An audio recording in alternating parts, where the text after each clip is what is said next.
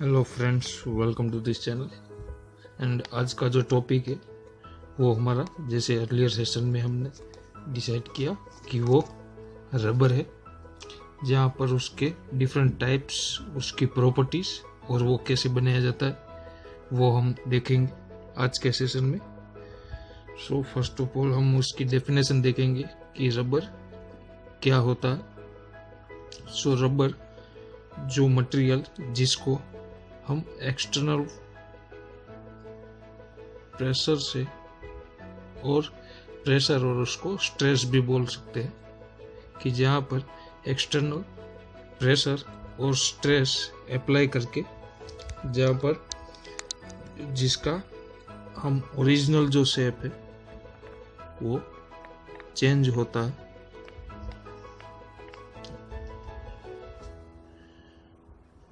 और जैसे ही वो जो प्रेशर और स्ट्रेस है उसको रिलीज करते ही वो जो ओरिजिनल शेप गेन करता है।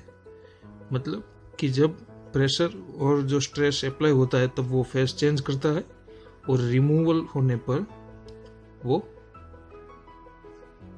जो शेप है वो गेन करेगा। तो ये रबर की प्रॉपर्टी है।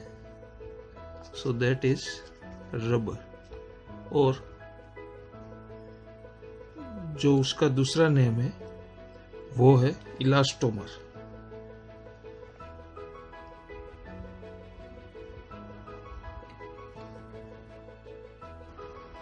सो जैसे हम कई जगहों पर इसका रबर का जो यूज देखते हैं तो वो फ्रिक्शन के लिए, देन सील के लिए, देन उसका जो एब्जॉर्प्शन है उसको कम करने के लिए, क्योंकि ये एब्जॉर्प्शन रेजिस्ट करता है, और जो उसका ओरिजिनल शेप है वो मेंटेन रखता है। सो ऐसे जनरल पर्पस के लिए रबर का यूज किया जाता है।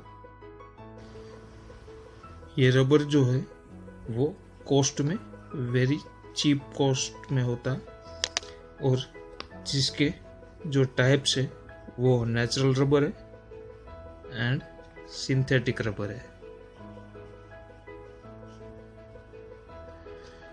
उसमें सबसे पहले हम नेचुरल रबर के बारे में देखेंगे कि नेचुरल रबर कैसे बनाया जाता है। सो सबसे पहले जो इसका रॉ मटेरियल है उसको लेटेक्स बोलते हैं, जहाँ पर ये जो लेटेक्स है वो ट्री की जो सीड्स होती है और जो उसकी छाल होती है उसमें से मिलता है, जिसको हम अलग करके उसको जो प्रोसेसिंग और रिएक्शन के लिए उसको पॉलीमराइज करते हैं और उसको रबर में कन्वर्ट करते हैं। मतलब कि जो लेटेक्स है उसको डायरेक्टली हम एज ए रबर यूज नहीं कर सकते, लेकिन उसको प्रोसेसिंग के बाद इजीली हम एज ए रबर यूज कर सकते हैं। लेकिन इसकी जो प्रॉपर्टी है वो उतनी फ्लेक्सिबल नहीं है कि उसका यूज कर सकते, इसलिए उसके साथ ही जो सिंथेटिक रबर है उसका भी यूज किया जाता है, जहाँ पर ये जो लेटेक्स है उसका जो केमिकल नेम है वो है आइसोप्रीन।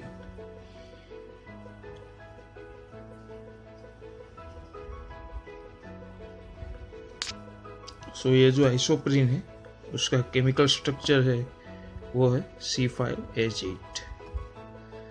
तो ये जो C5H8 है उसको अगर हम मोर सिंप्लीफाइड करें तो उसका कुछ जो स्ट्रक्चर है वो इस तरह से बनेगा कि CH2 triple bond C, then CH triple bond CH2, और यहाँ जो है वो होगा CH3।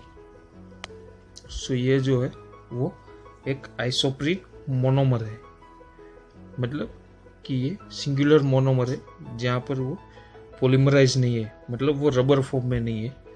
सो ये एक कंपाउंड हुआ जिसका केमिकल नेम हम जैसे बोल सकते हैं कि 2-मिथाइल एंड 1,3-ब्यूटाडाइन। सो यहाँ पर सिंपल ये जो आइसोप्रीन है वो 2-मिथाइल और 1,3-ब्यूटाडाइन है, मतलब यहाँ पर ये 1 और ये 3 ये ब्यूटाडाइन। सो इसका पॉलीमराइजेशन करके उसको एक लॉन्ग चेन में, जो ये जो फॉर्मूला है उसको लॉन्ग चेन में नंबर ऑफ पॉलीमर के साथ उसको पॉलीमराइजेशन रिएक्शन किया जाता है और उसको रबर में कन्वर्ट किया जाता है, तो जिसको नेचुरल रबर बोलते हैं।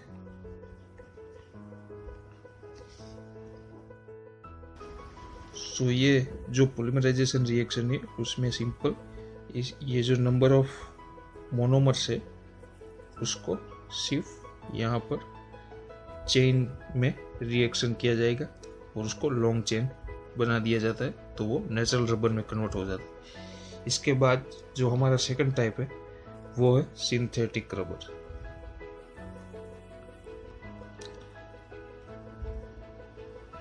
सो जो सिंथेटिक रबर है उसमें 3 टाइप के रबर होते हैं। जो उसमें फर्स्ट है वो है बुनायस रबर, देन बुनायन एंड नियोप्रीन। सो बुनायस है उसका जो दूसरा नाम है वो है स्टाइरिन ब्यूटाडाइन।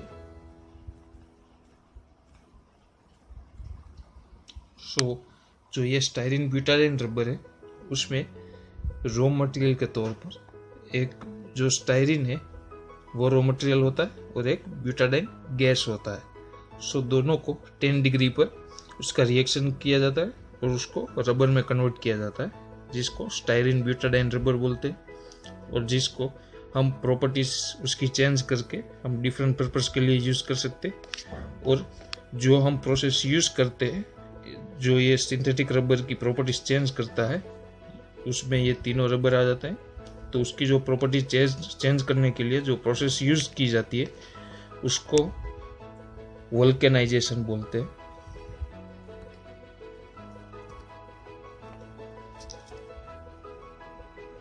सो वल्केनाइजेशन प्रोसेस का यूज करके ये जो रबर है उसकी प्रॉपर्टी चेंज की जाती है, जहाँ पर उसकी जो इलास्टिसिटी है, स्ट्रेंथ है, टफनेस है, वो सब उसमें चेंज किया जाता है और उसी के बेसिस पर उसके डिफरेंट पर्पस के लिए यूज़ किया जाता है। जहाँ पर इसकी जो कंडक्टिविटी है वो भी चेंज की जाती है।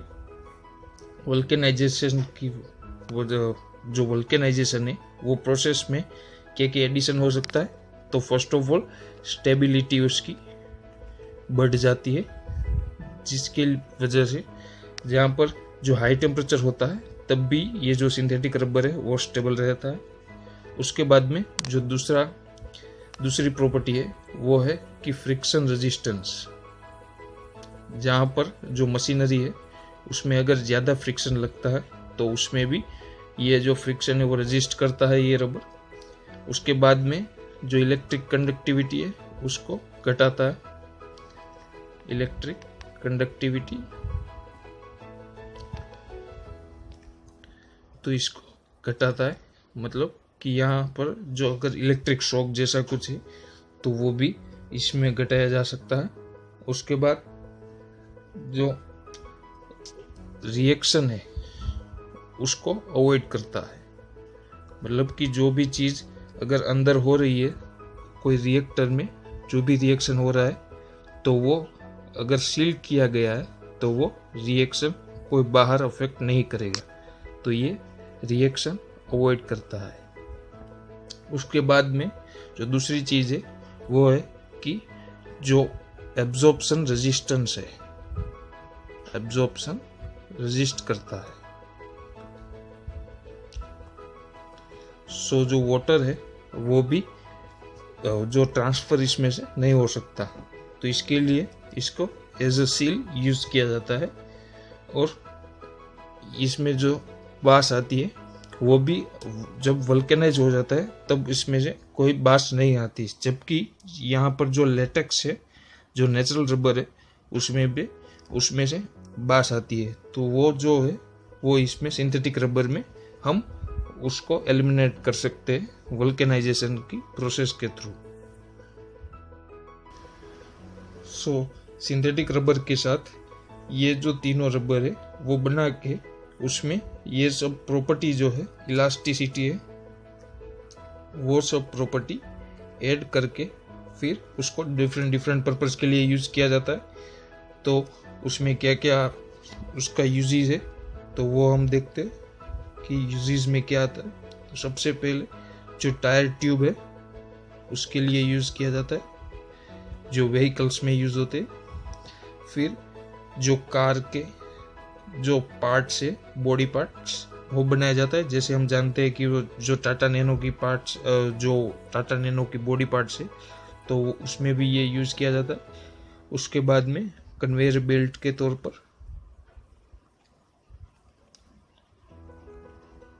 उसके बाद की जो चीज़ है वो है कि अगर वाटर टैंक है तो उसके वाटर टैंक के अंदर के भाग पर उसको अप्लाई किया जाता है, ताकि उसका जो लीक होता है जो वाटर, और जो कंस्ट्रक्शन में वो पास होता है, तो वो ना हो सके, इसलिए उसको वाटर टैंक के इनसाइड पार्ट में यूज़ किया जाता है। और उसके बाद में जो हम स्लीपर्स बनाते हैं, स्लीपर में यूज़ किया जाता है। और जो मैटवेल्स हम जहाँ पर रखते हैं जो पैर साफ करने के लिए, तो वो भी इसी मटेरियल से बनाया जाता है। सो आज के लिए बस इतना ही। Thank you so much.